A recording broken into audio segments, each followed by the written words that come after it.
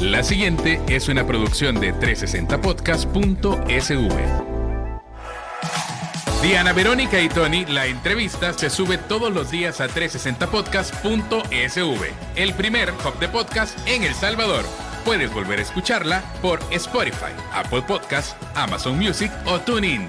Dale click a la campanita para que recibas la notificación. Este día en el Corre Corre de la Mañana le damos la bienvenida a...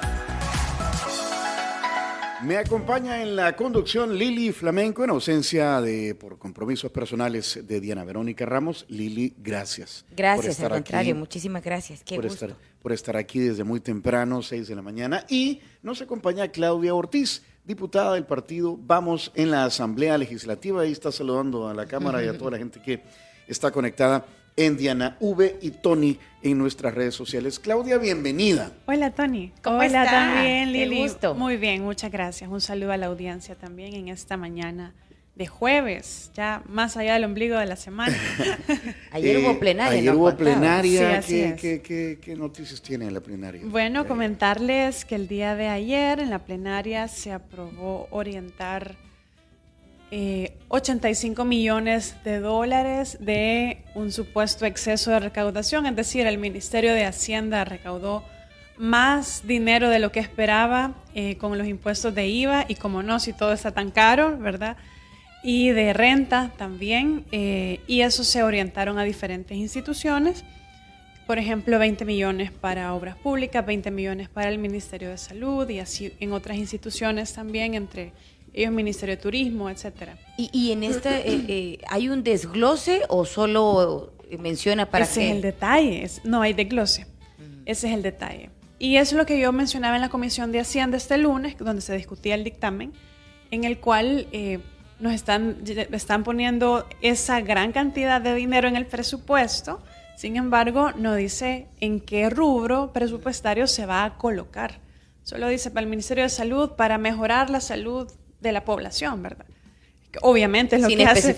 Sin especificar. O sea, no es lo mismo que tú orientes 20 millones, por ejemplo, para hospitales nacionales o para unidades de salud, que lo ocupes en gasto administrativo. No es lo mismo. El efecto en el desarrollo del país, en la calidad de salud, no es la misma. También decía para proyectos de inversión pública y otros en el Ministerio de Obras Públicas, otros 20 millones.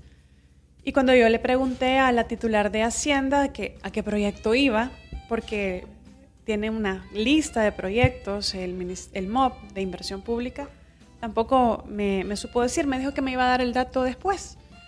Entonces estábamos aprobando, bueno, en mi caso no, pues porque estaba haciendo ese cuestionamiento, se aprueban cosas que tienen que ver con dinero público y no hay un detalle.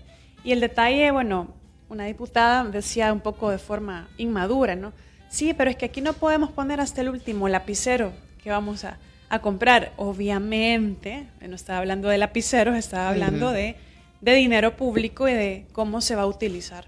No es lo mismo usarlo para gasto administrativo, para pagar salarios, etcétera, que para un proyecto de algo que va a quedar, o de las necesidades que existen. Lo que objeta es que no dice específicamente para qué. Exacto. No dice específicamente para qué. Normalmente en los decretos donde hay una reorientación de fondos en el presupuesto, hay un detalle, te dice aquí unidad del presupuesto para administración o para proyectos de inversión o para diferentes rubros que son según la actividad de ese ministerio. Pero no venía ese detalle y eso me pareció llamativo, ¿verdad? Hacerlo ver, pero pues... Claudia, en cuestiones de siempre en temas de fondos, nunca hay un detalle. ¿Cómo no? Con desglose. Sí hay detalle, normalmente hay detalle. Por eso llama la atención que la semana pasada tuvimos una reorientación de 54 millones, que la mitad iban para agricultura y la otra mitad iban para CAPRES y no decían en qué rubro. Por eso le preguntaba, si nunca hay detalle, o sea, ahora... No, pero sí hay detalle. Hay otro decreto donde se reorienta, se hacen cambios de presupuesto de un ministerio a otro o ingresa de exceso de recaudación o lo que sea, ingresan montos en el presupuesto y se desglosa dentro de cada ministerio en qué se va a utilizar. Claro, a veces es compra de bienes y servicios, ¿verdad? A veces es para gasto administrativo. Entonces ahí donde se puede cuestionar, bueno, realmente en qué se va a ocupar, es para algún proyecto, es algo que nos va a ayudar a invertir más en temas que son prioritarios para la gente. Yo creo que es importantísimo que en lo que tiene que ver con nuestro dinero como ciudadanos y ciudadanas también, siempre exista una revisión, ¿verdad? Una rendición de cuentas. Le toca ese papel, ¿verdad? Objetar, cuestionar, preguntar. Ayer lo platicamos con Lili, la vimos dando declaraciones, creo que en el marco ese de la plenaria, Sí. diciendo que no iba usted como diputada a hacer quórum el próximo sábado en la sesión solemne de investidura del presidente Bukele. Lo que pasa, y decíamos, bueno, Claudia no va a ir, Claudia Ortiz no va a ir, no sé los diputados de Arena o de otros partidos que son la oposición, bueno, Arena, y vamos. Pero sí hay delegaciones de Estados Unidos, por ejemplo, que vienen y serán parte de la ceremonia. Viene el presidente de Paraguay, viene Javier Milei de Argentina, viene el de Ecuador, creo Costa Rica también ya anunció. Es decir, sí hay, digamos, el reconocimiento de otros estados por el propio hecho de asistir a lo que va a ocurrir el sábado. ¿Cómo ve esa situación? Creo que los representantes de otros países están... Bueno, viene el rey Felipe El VI. rey, ajá. Creo que los representantes de otros estados, de otros países, vienen justamente en representación de su pueblo, ¿verdad? A estrechar vínculos con el pueblo salvadoreño. Nuestro país es soberano, y soberano dentro incluso de sus mismos órganos de Estado. Como diputada también estamos ahí representando a más de 100,000 personas que votaron por nosotros, casi 100,000 personas que votaron por nosotros. Entonces, en representación también de aquellos que nos han dado su confianza para elevar su voz y para también ser coherentes con el juramento que se hizo al inicio de esta legislatura y en la anterior legislatura, que es cumplir y hacer cumplir la Constitución, pues la decisión ha sido no asistir, porque el objetivo precisamente de ese evento y de esa sesión plenaria solemne es justamente cometer una violación gravísima a nuestra Constitución. Pero saben que más allá de si voy a asistir o no voy a asistir, lo más importante es revisar qué ha pasado estos 5 años y qué tuvo que haber pasado. ¿Dónde podríamos estar como país si otras medidas, si otras decisiones se hubiesen tomado, si temas que han quedado abandonados prácticamente por el órgano ejecutivo se hubiesen atendido oportunamente? Y se hubiesen atendido también en la medida que la gente clamaba por esas medidas, en materia económica, ¿verdad? En materia de garantizar el derecho al agua de las personas, en mejorar el sistema de salud. Entonces también creo que la reflexión, o en lo que tenemos que enfocar también nuestra atención, es cómo evaluamos la gestión, no solamente en un tema, sino en una gran cantidad de temas que requieren también una atención urgente. Y por ejemplo, cuando dice a dónde deberíamos de estar como país, si bien a nivel internacional, pues los ojos están puestos en El Salvador, sobre todo por el tema de la seguridad. El tema de las pandillas era por lo que nos conocían antes, ahora no, ahora es por el tema de turismo, de la seguridad, etcétera. Pero entonces, ¿a dónde deberíamos de estar como país, o cuáles son esos temas que no se abordaron y que quedaron pendientes?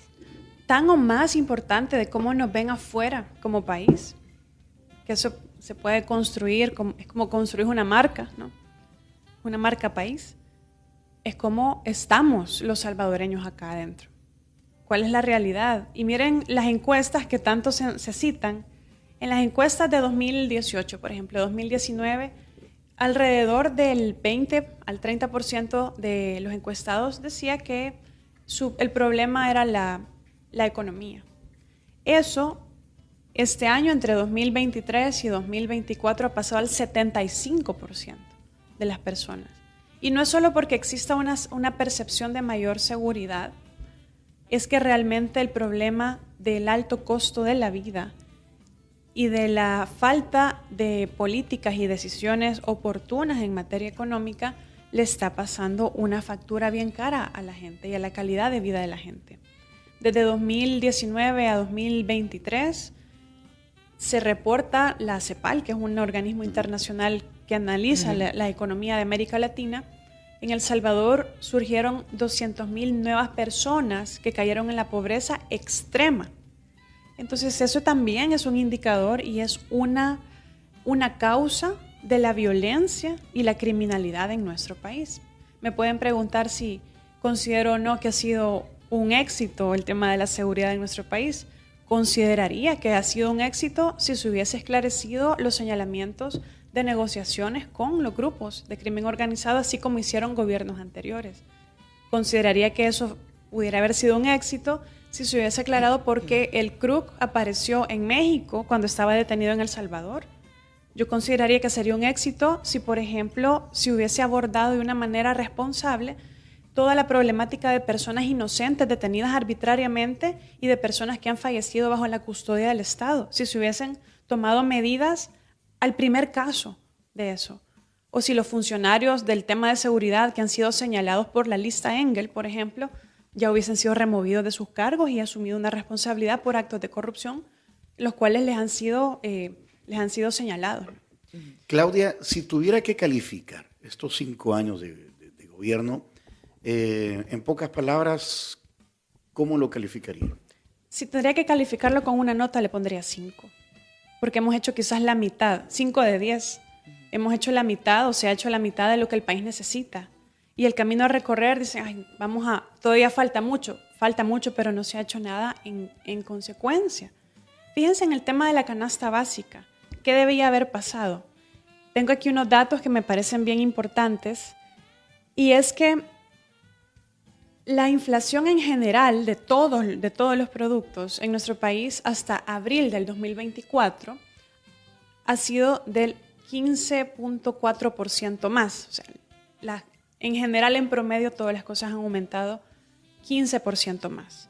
Pero, ¿qué es lo que más ha aumentado? Yo creo que ustedes saben qué es lo que más ha aumentado. Todos vamos de compras para nuestra familia todas las semanas o todos los meses. Los alimentos es lo que más ha aumentado. Entonces, cuando tú te pones a ver que todo ha aumentado 15% en promedio, pero los alimentos han aumentado 27%, es un golpe importante. La canasta básica alimentaria rural aumentó $34 y la urbana, que es donde existe la mayor cantidad de personas, aumentó $55. La canasta básica alimentaria, que es bien básica. Son granos básicos, un par de verduras, huevitos. Sí, no hay ni carne ni pollo. Y paré de contar. Y ha aumentado $55. Y sabemos que con eso no vive de forma digna una familia. No es un complemento nutricional adecuado para la niñez, por ejemplo, que necesita otro tipo de proteínas, etc. Entonces, ¿qué se tuvo que haber hecho? Y aquí es donde nuestras propuestas han estado siempre a la orden del día, poniéndolas a disposición de la bancada de la M, que simplemente dice no, ¿verdad? Por ejemplo, la propuesta de gravar con 0% de IVA los productos de la canasta básica y otros productos de primera necesidad, donde incluíamos proteína animal como pollo, carne, también Claudia, lácteos. Pero ya sin cámaras, sin plenaria, cuando se encuentra a diputados de Nuevas Ideas en los pasillos, no conversan estas cosas, no hay, digamos, alguna, lo vamos a considerar pues sí, no sé, o sea, no hay como acercamientos. El diálogo está cerrado, ¿no? Pero así, cuando no los está viendo nadie. Buenos días, buenas tardes, mucho gusto, que le vaya bien. Sí, porque yo recuerdo en la asamblea, cuando a mí me tocaba cubrir, Pues sí, porque siempre veíamos a los diputados de las distintas bancadas pues comentando, o sea, echándose broma, etcétera, aprendieron una cosa, pero luego estaban conversando. cubría Entonces, plenarias de los ajá, finales de los 80s, 90s y se daban con todo, pero al final se terminaban. pues sí. Se terminaban grancheros, pues. ¿Y te parece que eso era positivo? Pues no sé, ese es el parlamento, o sea, por eso se llama parlamento, Exacto. el parlare. Para parlamentar. Y realmente no es que sea un diálogo, una negociación entre dos personas, entre dos políticos. Realmente lo importante sería tener un diálogo entre representantes de sectores de la población. ¿Sí? Pero si ni siquiera los canales formales, digamos, de la Asamblea Legislativa para aceptar las propuestas son violentados, es violentado el reglamento, las propuestas no bajan de la Junta Directiva. También no podemos aceptar que no se sigan las reglas, pues.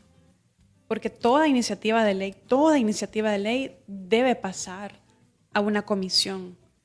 Y justo cuando tienen sus propuestas, ustedes, por ejemplo, la oposición, siempre van a archivos, se discute Quedan detenidas en la Junta Directiva. ¿Y cuáles han sido esas propuestas? Mira, no nos están diciendo que no a nosotros, no me están diciendo que no a mí, le están diciendo también a la gente que lleva esas propuestas. Por ejemplo, hemos metido propuestas para beneficiar al sector de la maquila. La mayoría son mujeres. La mayoría han ganado el salario mínimo durante años, ¿verdad? 10 años, 12 años. Y de repente las fábricas, por X razón, por la situación económica del país o a nivel internacional, simplemente se van y dejan a las personas en el aire. No les pagan su tiempo, no les pagan sus prestaciones, a veces hasta les quedan debiendo salario. Entonces hicimos propuestas junto con las trabajadoras de maquila, con varios sindicatos del sector del trabajo de maquila, para que exista un fondo de garantía y que las prestaciones queden pagadas si la empresa se va y que ese fondo de garantía lo tenga que poner la empresa cuando viene a instalarse en el país. Ellas pidieron eso, le han dicho que no. Los diputados de la M le dijeron que no a las trabajadoras de maquila, que se deben al pueblo, se deben a ese pueblo que es la mayoría de gente que trabaja, que sale temprano a trabajar. O hemos pedido también a través del sector de trabajadoras domésticas, por ejemplo, trabajadoras remuneradas del hogar, que se les dé condiciones laborales como a cualquier otro trabajador. Y si todo es no. Y lo mismo pasó. Y si todo es no en cuanto a propuestas que vienen de la población y ustedes prácticamente son un puente para la población. Somos un puente. ¿Qué hacen entonces en estos casos como oposición de que si a todo se le dice no, el funcionamiento de ustedes, de las prácticas? Acciones. Sí. Para comenzar, esto es responsabilidad de los de la N, ¿verdad? Es responsabilidad de los del no.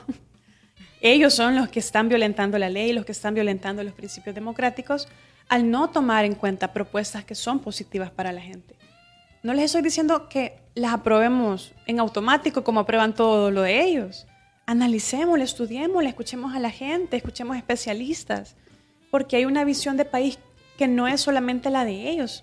Creemos que su visión de país y de desarrollo está equivocada, que está trasnochada.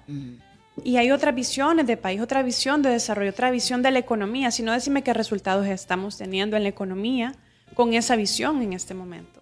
Y no de la macroeconomía, de los números, ¿verdad? De las industrias específicas. ¿Cómo está la economía de la gente, de las familias? En eso se tiene que traducir todo eso. Entonces, primero es responsabilidad de ellos, pero en segundo, ¿qué hacemos? ¿Cuál es la dinámica? ¿Verdad? Que es una pregunta muy válida y es que con cada propuesta estamos construyendo la visión de país que Vamos tiene, que es una visión de país que está arraigada en nuestros principios de solidaridad, justicia social y dignidad del ser humano. Y esa visión de país la estamos dibujando con cada propuesta, con cada diálogo con los sectores, porque nuestro trabajo no es que en un escritorio hacemos las propuestas y para la foto, ¿verdad? No lo hacemos así. Construimos las propuestas con los sectores. Les apoyamos con nuestro equipo técnicamente para darle forma a lo que la gente necesita o revisamos sus propuestas y les ayudamos a que estén mejor técnicamente. y además les acompañamos para que puedan ejercer su participación. ¿Quién le dio voz, por ejemplo, a los vendedores ambulantes del centro de San Salvador en la Asamblea Legislativa? Ha sido Vamos. ¿Quién generó una propuesta de ley para regular la venta en calle y no prohibirla, no criminalizarla? Fue Vamos. Y la bancada de la AN dijo que no quería apoyar a este sector que prácticamente implica el 70% de nuestra economía, ¿verdad? Quisiera volver al tema de la toma de posesión y voy a citar aquí una nota de el periodista que la firma César Castro Faguaga en Factum. Dice, en 2021 el Parlamento Europeo, se titula La traición de la diplomacia, la nota, ¿verdad? Uh-huh. En 2021 el Parlamento Europeo condenó la farsa electoral en Nicaragua. ¿Por qué? Porque consideraron que las elecciones fueron amañadas. 3 años después, el mismo bloque aplaudió las elecciones y reafirmó que busca trabajar con Nayib Bukele. ¿Qué parte de las elecciones 2024 no vio la delegación diplomática europea que asistirá a la investidura y que hoy aplaude abiertamente las ilegalidades en El Salvador? Y ahí va la nota. ¿Qué opina usted de esta visión de los países amigos, de quienes tienen representaciones diplomáticas en el país? Yo creo que esta visión que tenemos los salvadoreños, y tal vez los salvadoreños que no estamos de acuerdo con la forma en la que se está ejerciendo el poder, en que se están haciendo las cosas, y que estamos exigiendo que se atiendan otros temas, que se haga responsable a quienes han cometido abusos. Tenemos que dejar de pensar que es la comunidad internacional y los países amigos los que van a hacer algo. Eso es. No podemos estar en esa situación cómoda de decir, ay, pero es que como no dice nada este país, estos otros países no dicen nada, y entonces, ¿qué vamos a hacer? Ahí vamos a estar. Ahí vamos a estar. Valiente es la gente que llega a la Asamblea Legislativa a exigir que les escuchen, que se apruebe una propuesta que ellos traen y que se cumpla la ley en el sentido de que si ellos tienen la gana de presentarlo con Vamos o con cualquier otro partido que no sea del oficialismo, que se les va a atender porque tienen igual derecho que cualquier otro ciudadano, que somos diputados que representamos desde Vamos, somos diputadas, porque mi suplente y yo pues somos mujeres, que representamos a los salvadoreños con los mismos derechos que cualquier diputado de la AN. Entonces, mientras estemos pensando, y sí, llama la atención, y sí, uno puede sentirse contrariado por eso, pero esos países toman sus propias decisiones. ¿Cuándo vamos a tomar nosotros como pueblo nuestras propias decisiones? ¿Cuándo vamos a pedir que se cumpla nuestra Constitución? Entonces, mientras como pueblo estemos con el temor de participar, con el temor de pronunciarnos, nadie va a venir a cambiar las cosas. ¿Quiénes lo vamos a cambiar? Nosotros lo vamos a hacer. Y para eso estamos también, como Vamos, como partido que está emergiendo, un partido que está en crecimiento, que estamos logrando cada vez más apoyo. Creo que han visto lo que están haciendo nuestras concejales en Santa Tecla y Comasagua, que están pidiéndole cuentas al alcalde Henry Flores sobre los vínculos que ha tenido la alcaldía de Santa Tecla con COSABI, por ejemplo, pidiendo un informe sobre si hay deudas de la alcaldía con esa entidad. Ayer por ejemplo. El alcalde de La Libertad Sur es ahora, ¿verdad? Dijo que la deuda se había adquirido en el tiempo del alcalde Roberto Dawson. Mire, lo que él haya dicho en un video no es el informe que nuestras concejales han pedido. Un video no le quita la responsabilidad de presentar en detalle todo lo que la comuna ha hecho, lo que ha hecho administraciones anteriores y lo que ha hecho la administración, en su caso, de hace 3 años, ¿verdad? Porque los eventos, las publicaciones de redes sociales donde se decía que era un aliado estratégico, esta entidad financiera que ha defraudado grandemente a un sector importante de la población, están ahí. Entonces, no estamos haciendo ninguna acusación, estamos haciendo preguntas válidas y también, pues, si lo toma como acusación, lo lamentamos mucho, ¿verdad? El punto es cómo lograr entonces ese acceso a la información pública. Por ejemplo, que es un derecho. Y eso nos corresponde a los ciudadanos hacerlo, nos corresponde a los salvadoreños hacerlo. Los países amigos pueden decir esto, pueden decir lo otro, pero no van a venir a tomar decisiones por nosotros. Muy bien. Henry Flores, sé que se me había ido el nombre. Sí. Henry Flores. Son las 8 de la mañana con 33 minutos. Vamos a hacer una pausa porque ya viene el desayuno de San Martín, como es costumbre. San Martín te invita a atesorar las sonrisas y momentos más especiales de mamá. Todavía estamos en el mes de mayo. Todavía, sí. Y para ello trae para esta temporada en donde encontrarás opciones para disfrutar junto a ella deliciosos desayunos como, por ejemplo, chilaquiles con aguacate y panela asado con pollo, el de arrachera o los nuevos de cochinita pibil. Esto en todas las sucursales de San Martín. El desayuno lo trajo Línea Rosa. Así es, la forma más segura de viajar, 62004491 su WhatsApp y también en la app Línea Rosa, seguridad, comodidad 24/7. Le vamos a hacer entrega a nuestra invitada esta mañana, Lili, de una bolsa de Cherito Café, que es el café oficial del Corre Corre de la Mañana con Diana Verónica. ¿Le gustó? Y Tony. Sí, es muy bueno. Es buen café. Esta es una edición especial que se llama Torogos Dev. Cherito Café está apoyando a un grupo de desarrolladores tecnológicos con la venta de este café, esta edición especial. Vamos a hacerle aquí la entrega. Qué delicioso huele, ¿verdad? Y me encanta el diseño Muchas también. gracias. Qué bonito. Sí. Bueno, vamos a la pausa. Buen provecho, ya volvemos.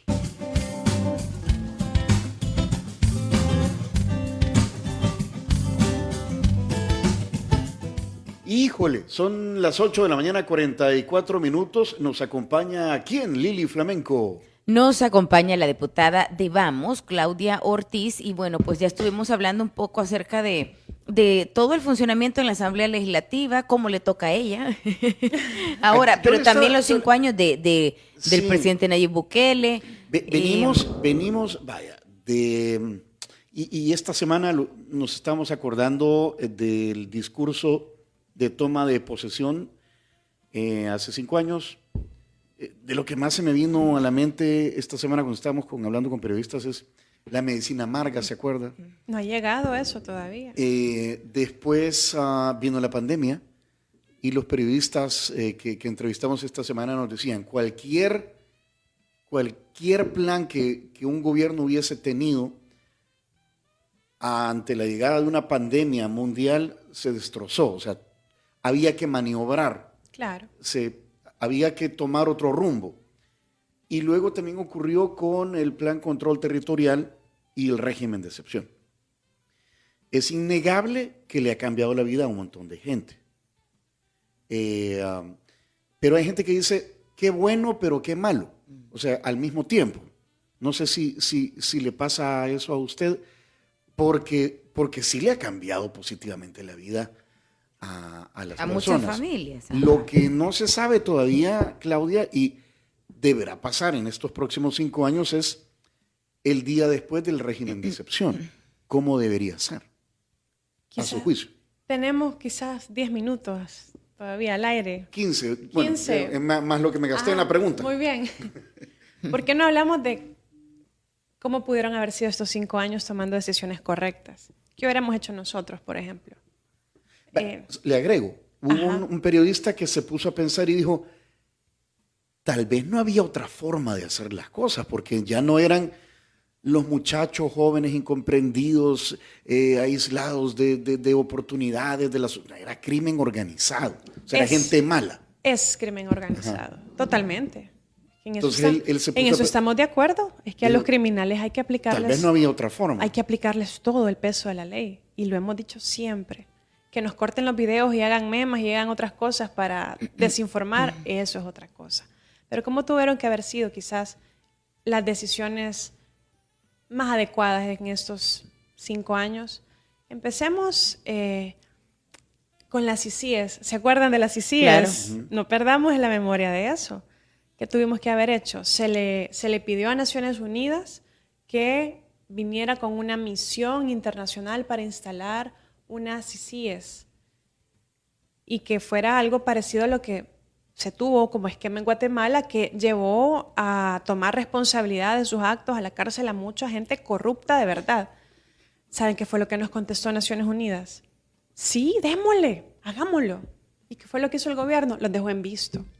Mejor se optó por un esquema, no de una comisión internacional contra la impunidad, sino que fuera independiente, que dependiera de la fiscalía o que estuviera en contacto con la fiscalía, sino que algo que dependía más del control del órgano ejecutivo.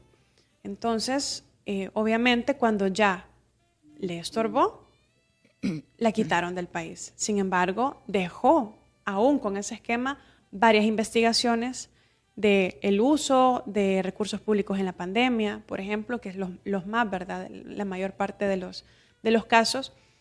Entonces, ¿qué hubiese sido la decisión correcta? Seguir adelante, permitir que se siguiera adelante con la investigación de esos casos, porque se dijo, el que tome un centavo partido por la mitad se va a ir preso. Eso no sucedió.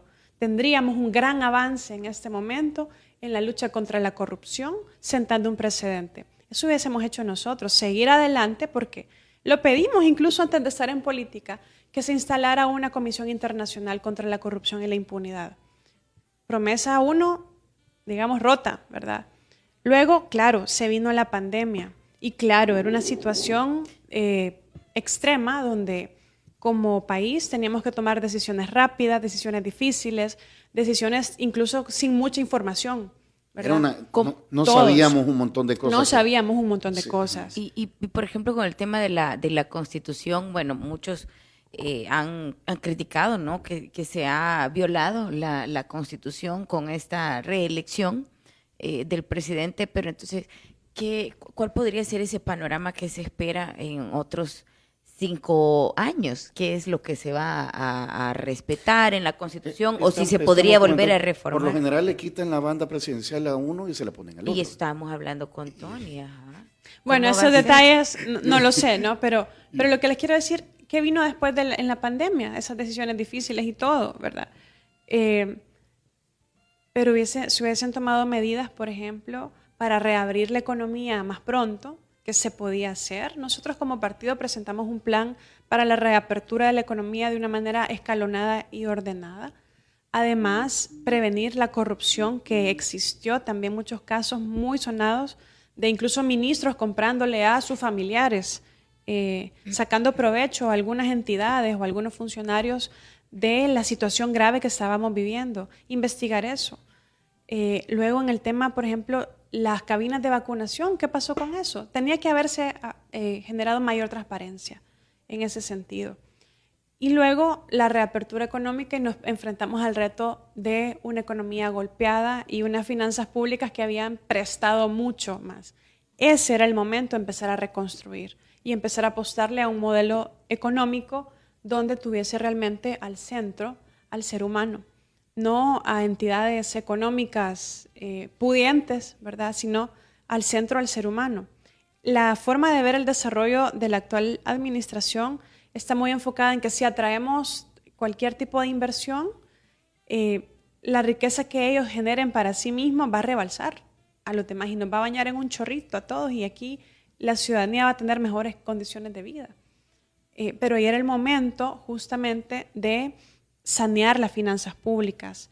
Ahí quizás era el momento de la medicina amarga. Tal vez no iba a ser tan amarga como lo que nos esperaría, porque va a llegar en algún momento un ajuste fiscal, va a llegar en algún momento una mayor crisis económica y el problema se ha ido dejando para después. Yo creo que toda la gente estaba esperando la medicina amarga en el sentido que vamos a tener que hacer quizás algunos sacrificios en un momento para estar mejor después, pero eso no ha llegado. Y luego con el tema del régimen de excepción, creo que definitivamente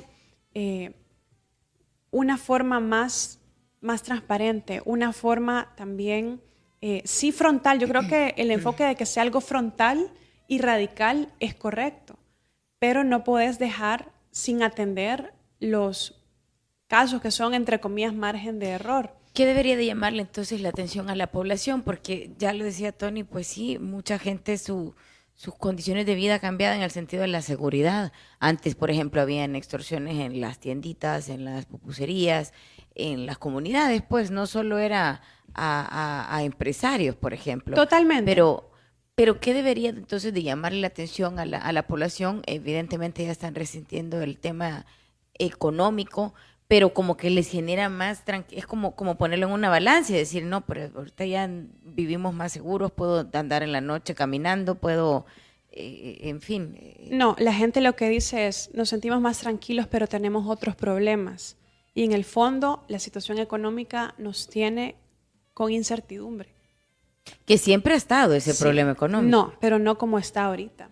Ujú. Que la canasta básica haya subido $50 no es como hemos estado antes. Ujú. No es la misma situación económica.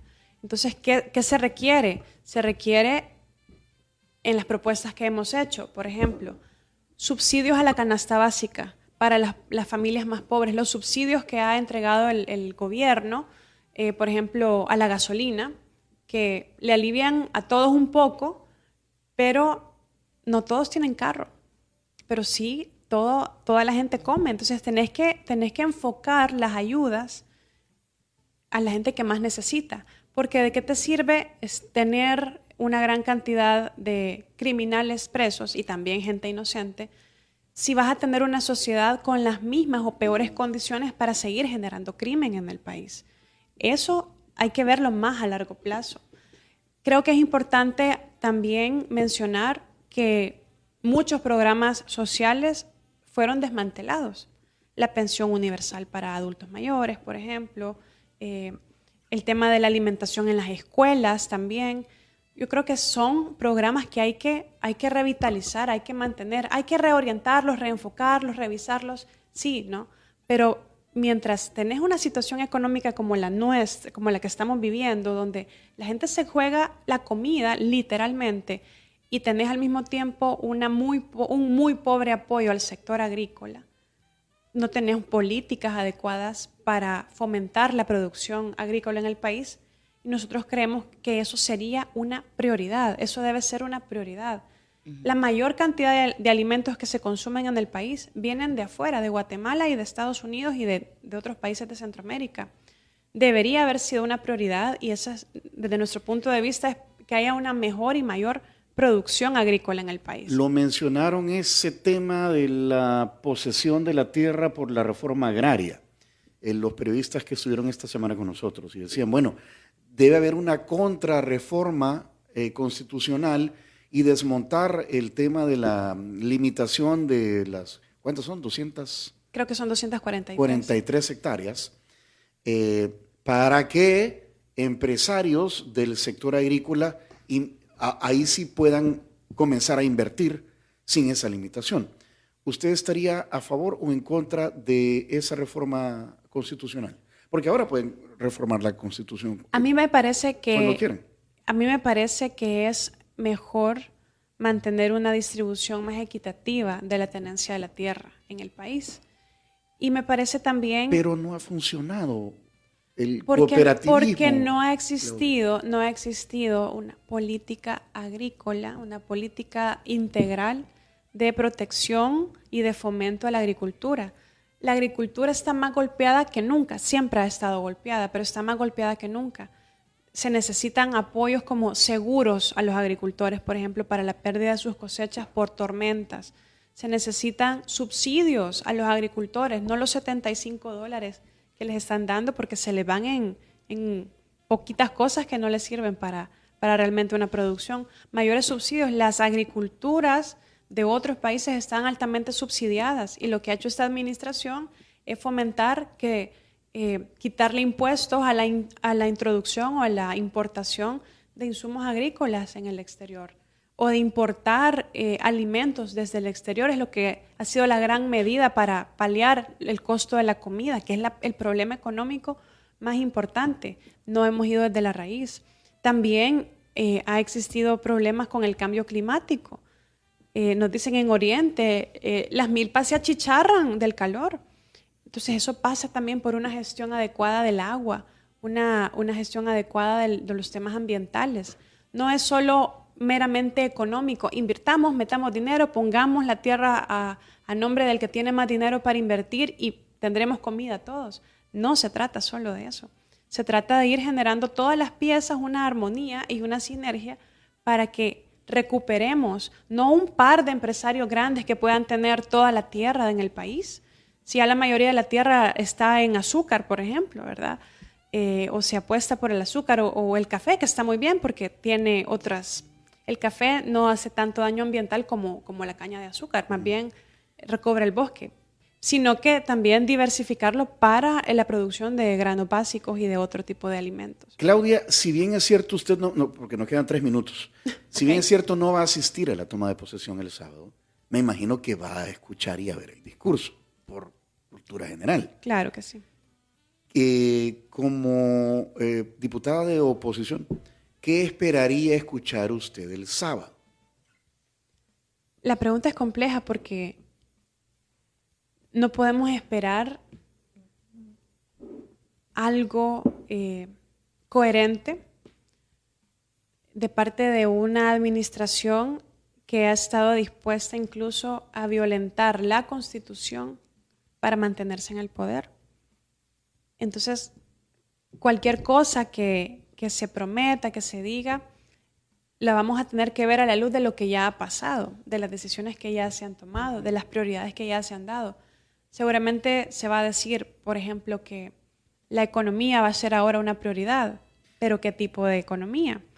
Que la educación tal vez va a ser una prioridad, pero vamos a mantener el esquema de la escuela pública bien financiada. Necesitamos que se le dé una apuesta a la educación radical, ¿verdad? No solo pasa por entregar tablets y laptops a los jóvenes, a los niños, sino por mejorar lo que es el corazón también de la política educativa, que son los docentes, las condiciones de las escuelas, los programas sociales de apoyo a las escuelas como la alimentación escolar. Padres y madres de familia nos dicen que ponen de su bolsa porque el puchito de arroz y el puchito de aceite que les dan o el puchito de frijoles para un grado de 30 niños no alcanza, entonces ponen de su bolsa para que lleven otras cositas.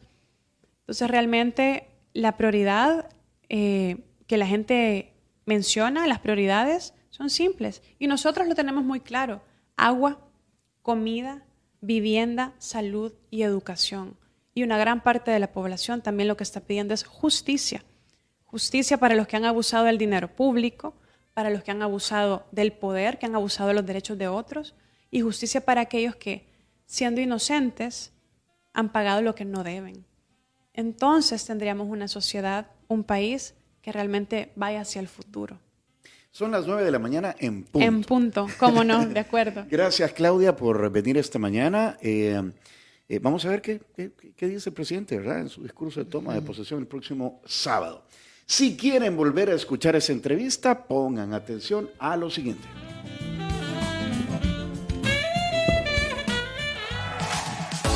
Si quieres volver a escuchar esta entrevista, ingresa a 360podcast.sv, el primer hub de podcasteros salvadoreños. Sigue a Diana Verónica y Tony la entrevista en Spotify, Apple Podcasts, Amazon Music o TuneIn. Esta fue una producción de 360podcast.sv.